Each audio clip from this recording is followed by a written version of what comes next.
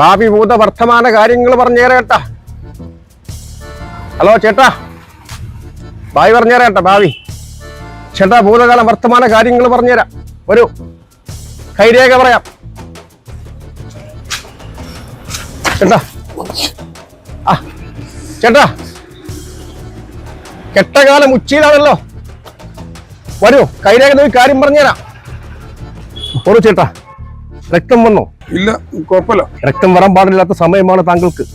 കൈയൊന്നും ഇട്ടു, കാര്യങ്ങൾ പറഞ്ഞുതരാം. പൈസ അല്ല അതാ. ചേട്ടാ, 100 രൂപയുള്ളൂ. ഇല്ല, പൈസ അരി വാങ്ങാനുള്ളതാ. ഇരിക്കൂ ചേട്ടാ, ഒരു 50 രൂപ തരൂ. ഇരിക്കൂ, കാര്യങ്ങൾ പറഞ്ഞുതരാം. വേണ്ട വേണ്ട. ചേട്ടന്റെ വാടിയ മുഖത്ത് വരാനിരിക്കുന്ന നല്ല ജീവിതം തെളിഞ്ഞു വരുന്നുണ്ട്. ചേട്ടനെ കണ്ടാൽ അറിയാം, രാജാവായി വാഴേണ്ട ആളാണ് ചേട്ടൻ.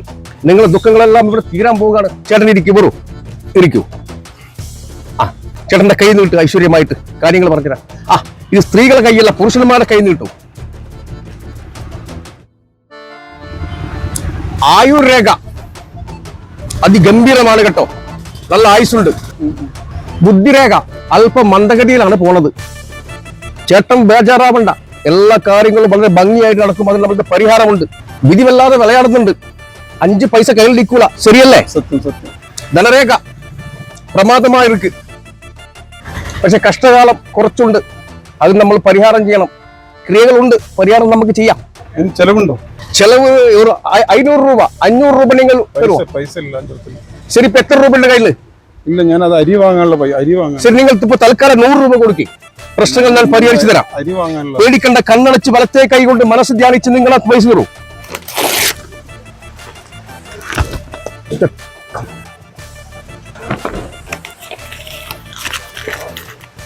ഇത് നിങ്ങൾ വീട്ടിൽ കൊണ്ടുപോയിട്ട് നിങ്ങൾ അലമാറയിൽ വെക്കൂ. ധനലക്ഷ്മി അവിടെ വരും. പേടിക്കണ്ട, ധൈര്യമായിട്ട് പോയിക്കോളി. ആ 100 രൂപ തരി. ആ പേടിക്കണ്ട, പോയിക്കോളി. ഓക്കെ, ശരിയാവുമല്ലോ അല്ലേ? എല്ലാം ശരിയാവും. ആ